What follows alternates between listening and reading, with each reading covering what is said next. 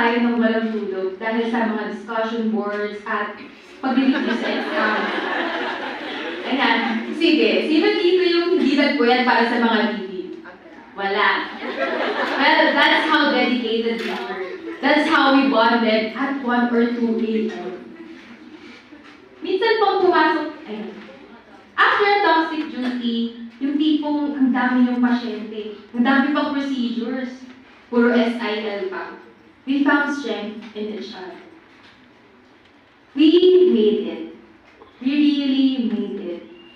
Kaya I'm genuinely proud of each and every one of you kasi hindi biro ang pinagdaanan natin para maging worthy na makarating sa araw. Hindi rin tayo aabot dito kung hindi dahil sa mga gumabay sa atin. I want to take this opportunity to give thanks to Dean Aranas. Thank you for always having your door open for us and for leading with compassion.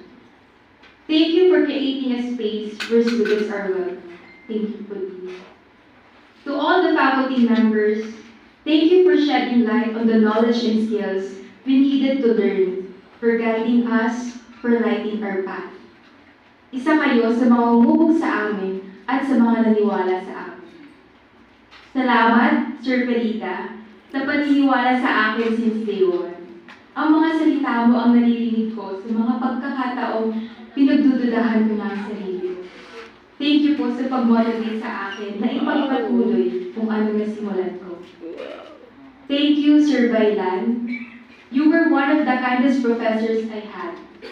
You extended your hand to me when I could not stand on my own. You showed me compassion when I needed it the most. Hindi po kita makakalimutan.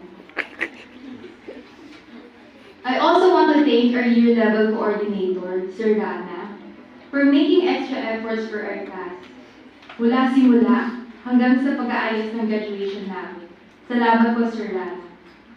Again, sa lahat ng mga professor at staff ng College of Nursing, maraming salamat sa inyo. I am not a perfect student. I had my fair share of failures and struggles, but I have been blessed with wonderful people who have walked alongside me throughout this journey. Para sa lahat ng mga kaibigan na tagpuan ko dito sa San Beda, especially kina May, Fiona, Ray, Ashley, Athena, Moira, Lara, Ate Hana, Ate Aki, and Gab. Sa inyo ko nahanap ang ibig sabihin ng salitang pahinga.